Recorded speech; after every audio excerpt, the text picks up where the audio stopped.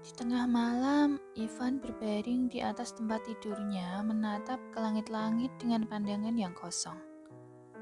Rosa mengetuk pintu pembatas, dan dari sisi yang lain dia bertanya, "Van, kamu sudah tidur?" Bangun dari tempat tidurnya, pria itu membuka pintu. "Tidak, ada apa?" Ivan bertanya sambil melihat Rosa dari ujung kepala sampai ke ujung kaki. Bisakah kita bicara?" Ia balik bertanya dengan ekspresi ragu-ragu. Ivan mengangguk dan mempersilahkannya masuk. Bisakah kamu mendengarkan ceritaku? Maksudku, aku butuh teman untuk curhat, kata Rosa yang sudah duduk di sofa. Oke, aku siap. Tapi jangan beritahu siapapun tentang hal ini ya, oke? Rosa memastikan Ivan akan menjaga rahasianya.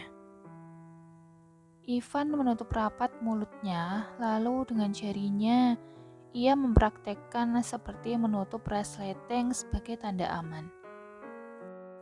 Ini adalah tentang keluarga aku. Aku adalah bayi hasil inseminasi. Orang tuaku menikah bukan karena dasar cinta.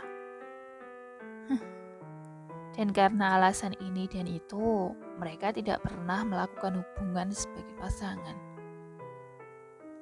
Pernikahan mereka pun berlangsung singkat. Saat aku berusia 2 tahun, mereka bercerai. Dan setelah itu, aku ikut dengan ibuku ke Singapura. Rosa menunduk sambil melihat telapak tangannya. Dan tidak lama ibuku menikah lagi dengan suami barunya. Dan kali ini suami barunya ini kasar sekali. Dia sering dengan kami. Bahkan aku pernah melihat ibuku seperti karung pasir. Dia juga bilang dia tidak menyukaiku. Ya, memang sih penampilan fisikku seperti ayah kandungku. Hanya warna kulitku saja yang menurun dari ibuku. Oh iya, aku sudah pernah bilang padamu belum? Kalau ayahku adalah blasteran Makassar dan ibuku adalah keturunan Chinese. Wow, perpaduan yang sempurna, Sa. Dan lihatlah, kamu, gadis yang duduk di depanku sekarang ini, wah, seperti Dewi Yunani. Oke, lanjut. Awalnya aku tidak ingin meninggalkan ibuku sih.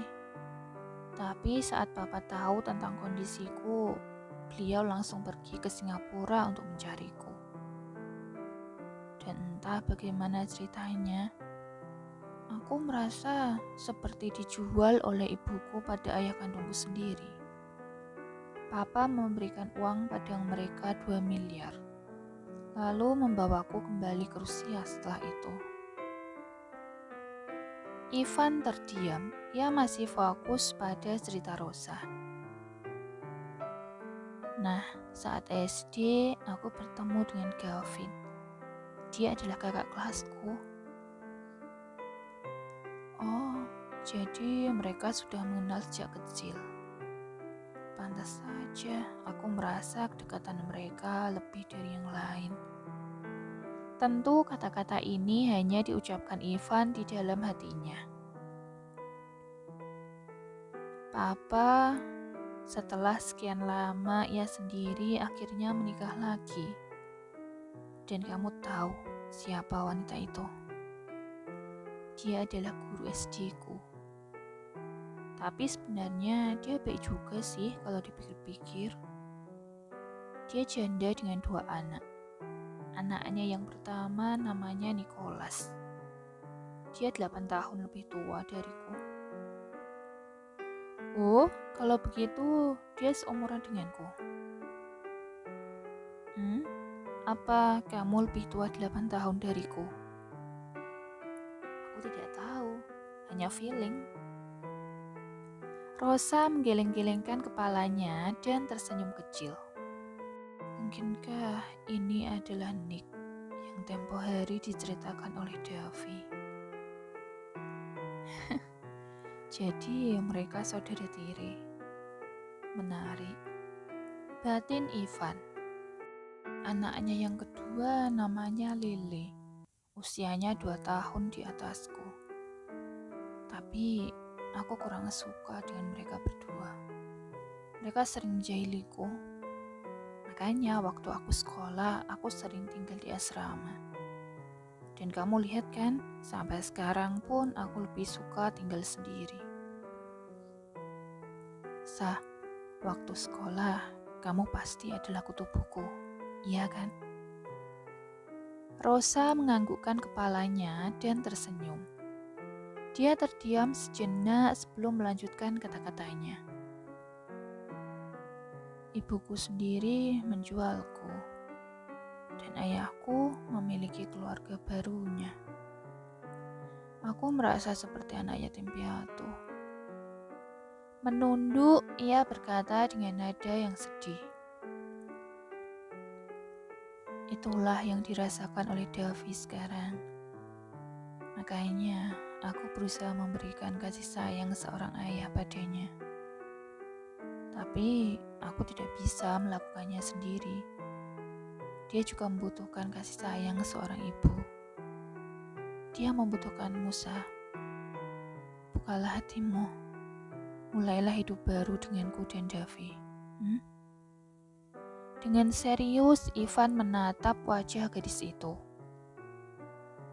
Rosa mengangkat kepalanya dan mata mereka bertemu untuk beberapa saat. Hening. Mengalihkan pandangannya, Rosa berdiri. Oh, Van, sudah saatnya kita istirahat. Terima kasih ya sudah mendengarkan curhatku. Ia membalikkan badan akan kembali ke kamarnya. Ivan tersenyum kecil. Sa, aku tahu tadi kamu cemburu kan saat aku ngobrol dengan Cecil. Ia menggodanya. Menghentikan langkahnya, pipi Rosa memerah. GR, ucapnya lalu berlari masuk ke kamarnya. Merogoh saku jaketnya, ternyata Gavin lupa tidak membawa kunci rumah. Kalaupun memanggil tukang kunci, kemungkinan besok pagi baru akan datang, karena sekarang sudah lewat tengah malam. Tidak punya pilihan lain, ia mengetuk pintu rumah Nala. Nala yang tengah menikmati me time-nya dengan maskeran, berjalan ke arah pintu sambil berdendang. Betapa kagetnya dia setelah tahu siapa yang datang. Dengan ekspresi yang aneh melihat masker putih di wajah Nala, Gavin mengatakan maksud kedatangannya di waktu yang tidak tepat. Oh, maaf ya mengganggumu malam-malam begini. Boleh tidak aku menumpang balkonmu? Aku lupa membawa kunci rumah. Nala hanya menganggukkan kepala. Ia yang ikut panik mengikuti Gavin yang berjalan cepat ke arah balkon. Matanya hampir meloncat keluar ketika melihatnya melompat antar balkon. Dia lega setelah Gavin berhasil mendarat dengan mulus di balkon rumahnya sendiri. Untung tidak terjadi kenapa-kenapa. Kalau tidak, bisa berapi. Ia menghela nafas dan memegang dadanya. Mau nonton film denganku? Terdengar suara Gavin dari seberang. Oh my, aku tidak salah dengar. Tidak ingin membuang kesempatan bisa dekat dengan pria tampan itu, ia menganggukkan kepalanya. Duduk di sofa, keduanya menonton film romantis di rumah Gavin. Nala yang sebenarnya tubuhnya sudah letih karena banyaknya pekerjaan di kafe hari ini, tidak bisa menahan rasa kantuknya. Ketika film selesai, Ivan menolehkan kepalanya pada Nala, ingin mengatakan sesuatu. Tapi yang dilihatnya justru gadis itu sudah tertidur pulas. Meskipun parasnya tidak secantik Rosa, tapi ia memiliki wajah yang manis. Tidak membosankan untuk siapa saja yang memandangnya. Nala terbangun ketika hidungnya mengendus bau makanan yang enak. Menggerakkan bola matanya melihat sekeliling, ternyata semalam ia tidak tidur di rumahnya sendiri. Dia tidur di sofa serta tubuhnya tertutupi oleh selimut. Buru-buru bangun dan melipat selimut kembali, dia ingin segera pulang ke rumahnya. "Kamu sudah bangun, Lak? Ayo kita sarapan dulu." Suara Gavin dari arah dapur membuatnya mematung di tempat. Membalikkan badan, dia melihat sudah ada banyak makanan di atas meja makan. "Jadi hari ini kamu ada kuliah?" tanya Gavin di sela-sela menikmati makanannya. "Iya, nanti siang." "Oh, ya udah, nanti kita bareng aja yuk. Aku juga masuk shift siang hari ini." "Ah, ini tidak mimpi kan?" Gavin mengajakku bareng lagi. Malu-malu gadis itu menganggukkan kepala pertanda iya. Tiba-tiba ucapan Adit yang semalam terlintas di benak Gavin. Lah, awal tahun depan kita liburan yuk." Nala kaget mendengar ucapan Gavin yang barusan. Mengangkat kepalanya, mata mereka bertemu. Seperti tahun-tahun sebelumnya, Rosa akan menghabiskan waktu libur akhir tahun bersama keluarganya berdiri di luar pintu dengan menggandeng tangan Davi. Ia sudah siap untuk berangkat. Seluruh kopernya pun telah dimasukkan ke bagasi. Gavin juga akan pulang ke Singapura ke rumah keluarganya. Sebentar lagi kakaknya akan menikah. Adit dan Cecil juga akan mudik ke Jawa, jadi tinggallah Ivan sendiri.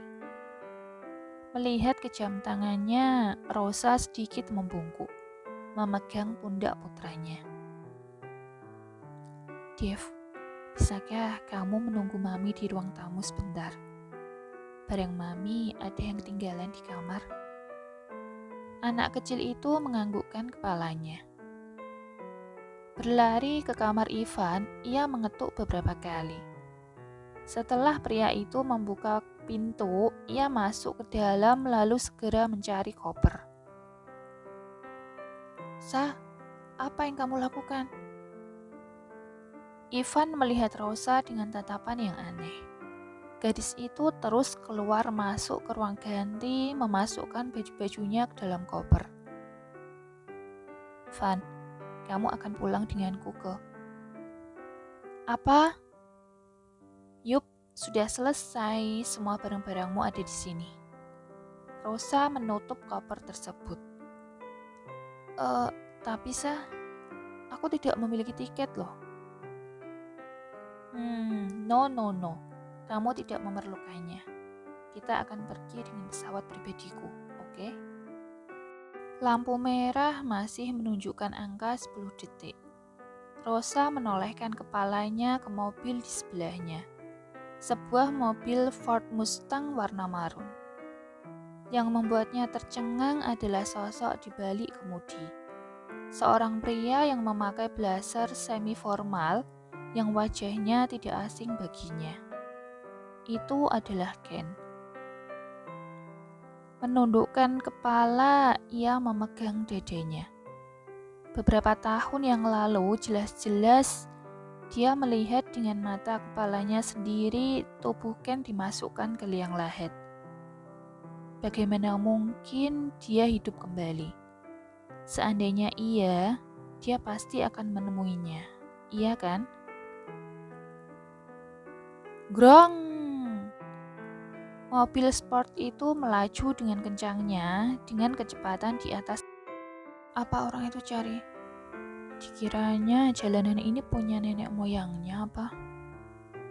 Gumam Ivan lalu menarik tuas mobilnya. Rosa melihat mobil yang sudah melaju jauh di depan mereka. Menggelengkan kepala, ia mengumpulkan kesadarannya kembali. Mungkin dia salah lihat atau efek kurang tidur. Karena semalam dia dan Ivan mengobrol sampai larut.